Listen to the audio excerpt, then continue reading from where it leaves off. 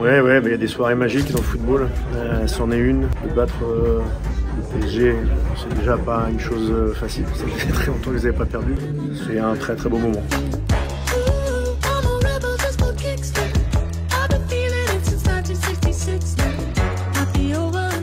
Salut tout le monde et bienvenue dans la quotidienne. Bonne année à tous, meilleurs vœux et j'espère que vous êtes bien reposés parce que le foot reprend et il nous a fait kiffer ce Lens PSG où on aura eu du jeu, des beaux buts et de l'ambiance côté lensois. 9 victoires sur 9 à Bollaert pour les 100 et or.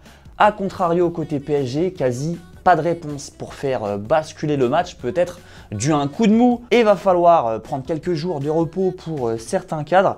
Le problème au PSG, c'est que quand il y en a qui partent, il y en a qui ressortent comme ça, du chapeau. Ensuite, concernant Achraf, Hakimi et Kylian, à partir de ce soir, ils vont prendre quelques jours de repos.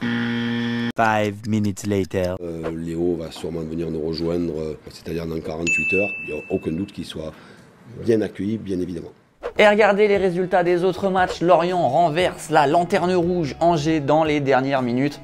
Monaco et Nantes s'imposent respectivement sur la plus petite des marges face à Brest et Auxerre, et Toulouse, après sa débâcle face à l'OM, réagit bien contre Ajaccio.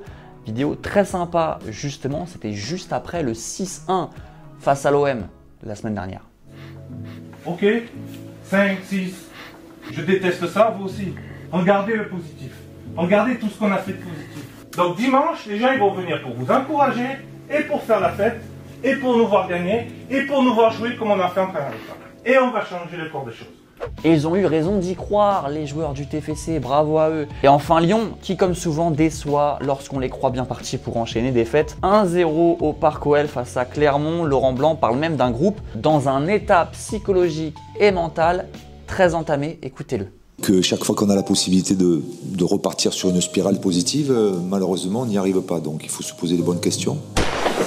Grosse ambiance et du coup au classement ça nous donne ça. Le RC Lens n'est plus qu'à 4 points du PSG, toujours leader mais qui n'est plus invaincu. Première défaite depuis mars 2022. Et en bas du classement, on le disait, Angers toujours bon dernier, devancé par Strasbourg et Auxerre. En première ligue, ça a repris, évidemment, c'était même les premiers à avoir repris lundi dernier. Regardez le classement, on commence sérieusement à se détacher du côté d'Arsenal.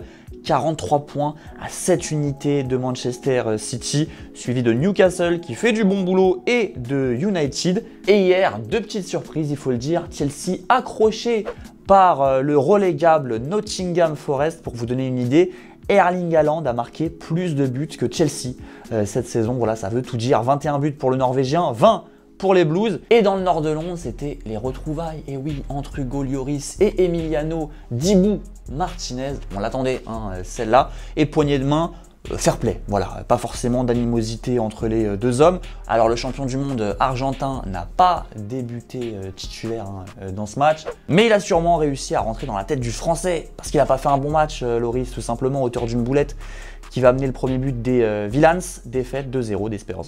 Et en ce début d'année, on va inaugurer le football vrai, voilà la séquence qui vous fait voyager aux quatre coins de la planète. On va partir aujourd'hui en Australie. Wellington face à Melbourne avec une petite filouterie de David Ball. Qu'est-ce qu'il est malin ce David Ball. Et on a bien aimé ce but de KDT aussi, le joueur du Central Coast Mariners, qui va arriver à choper un angle pas évident. Regardez un peu le même angle Kenzo le fait ce week-end avec Lorient.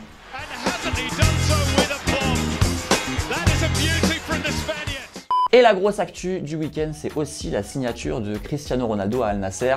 Vous avez pu être au courant de cela, on s'y attendait plus trop. Voilà, on voyait la rumeur s'éloigner petit à petit. Le Portugais ira bien rejoindre les hommes de Rudy Garcia avec un salaire qui va vous faire mal à la tête.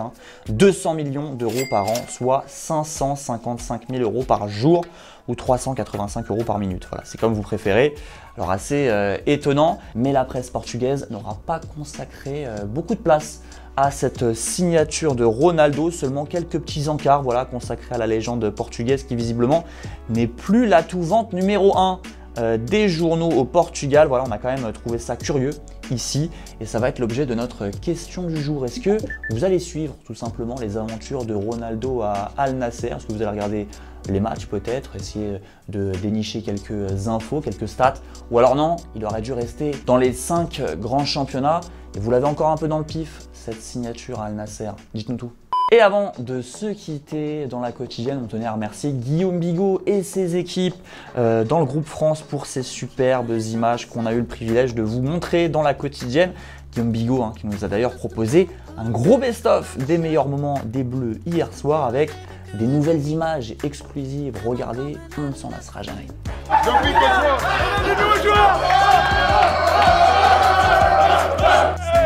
Non mais qu'est-ce que tu fais? Mais mets-toi sur la ligne, Chico, ça vient là, papa, hein? Attention.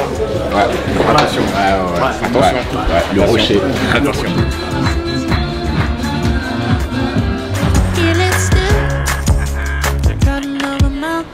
Arrête. T'as vu son mouvement de tête? Ah, la barre est attrapée.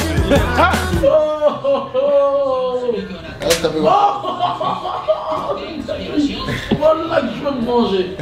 Wallah que je veux me venger. Je veux me venger. Pardonne. Non, je pardonne pas. Mais c'est toi, tu mets des trucs ici là. Allez, c'est là-dessus qu'on va se quitter les amis. Beaucoup de matchs ce soir, ça joue donc restez branchés. Demain, on en parlera plus largement. Je vous souhaite une très très bonne soirée. Prenez soin de vous et ciao. Thank you, Carter.